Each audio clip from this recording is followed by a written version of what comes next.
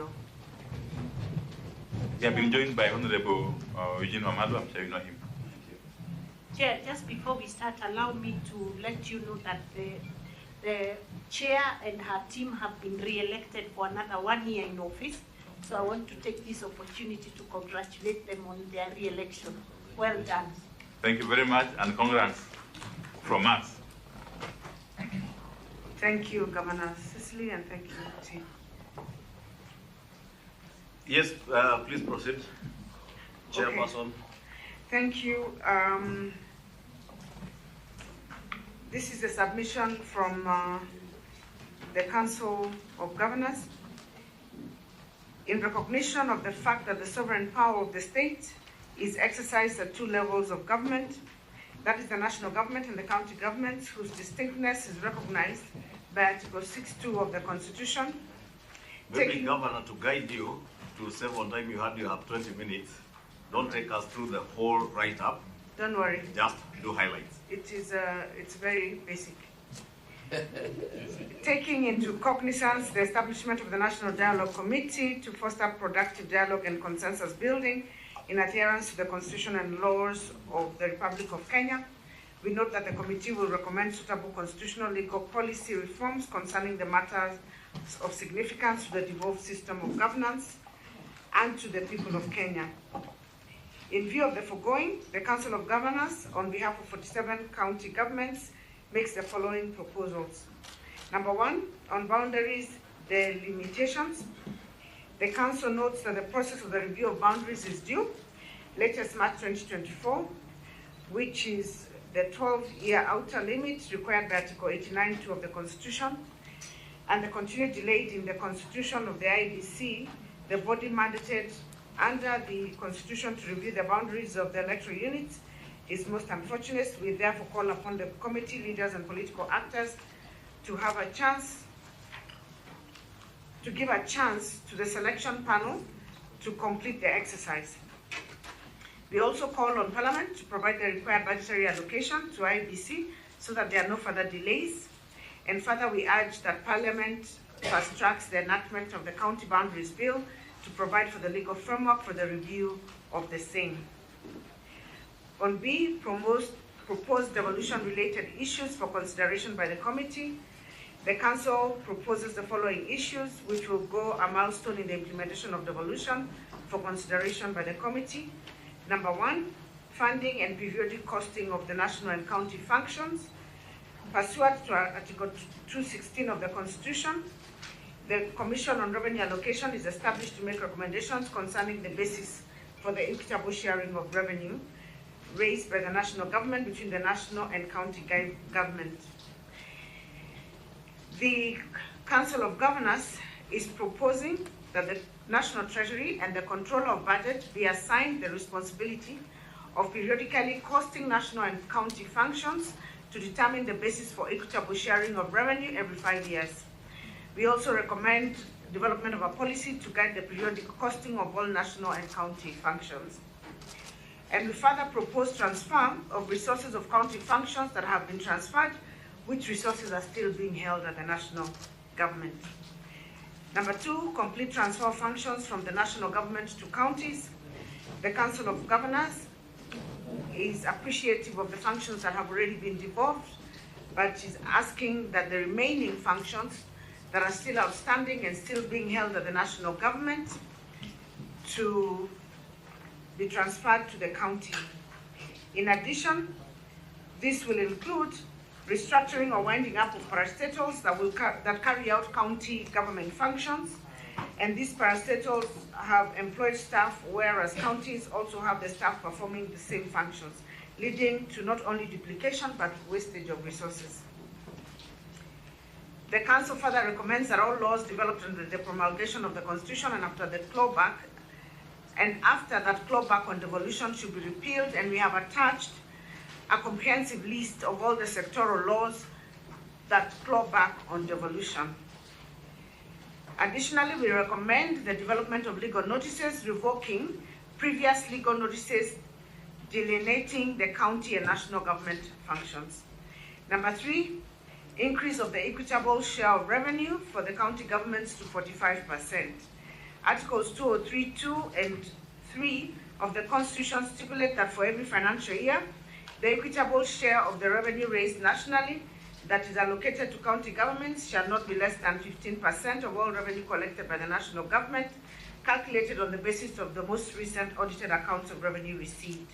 The Council recommends an amendment to Article 203(2) and 3 of the Constitution to the effect that every financial year, the equitable share of revenue allocated to county governments shall not be less than 45% of the previous year's revenue collected by the national government and calculated on the basis of declared national exchequer accounts.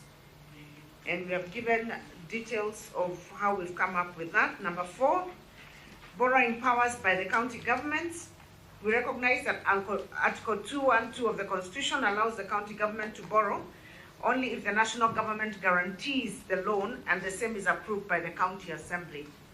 The public finance management sets the debt ceiling for the country. While we note that the policy direction and the global best practice is to have a debt anchor as a percentage of gross domestic product in present value terms as opposed to existing debt ceiling of 10 trillion, there is need to ensure that borrowing by the national government does not prejudice borrowing by the county governments. Over time, the stock of public debt has been used to deny counties their share of revenue, with counties not having contributed to its increase. This is therefore to ring-fence an amount for borrowing by county governments and also ensure the process is approved by the Senate as a representative of county governments. We therefore recommend an amendment to Article 212 of the Constitution to provide that 20% of the debt ceiling is ring-fenced for county borrowing. Number 5, the National Treasury. The Council of Governors proposes that the National Treasury shall be established as an independent institution separate from the Ministry of Finance in order to effectively serve both levels of government. With this, there shall be 2 IFMI systems, one designated for the national government and the other for the county governments. And in view of the devolution of services, we propose that the approval of withdrawals from the County Revenue Fund by the Controller of Budget be at the county or regional COB offices level and not the national office level as the case at this point in time. Number 6, anchoring and resourcing the intergovernmental relations structures into law. Article 189 of the Constitution provides for the cooperation between national and county governments.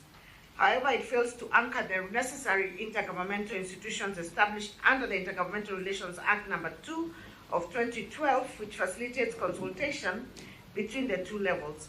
We therefore recommend the anchorage of the national and county government coordinating summit, which is the apex body for intergovernmental relations between the 2 levels of government and in 2 levels of government in the Constitution.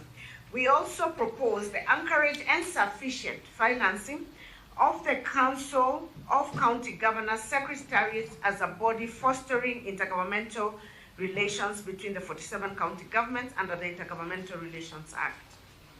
Number 7, on safety and security. The Council recognizes that the Constitution clearly states that security is a national government function and should be carried out by national government officers.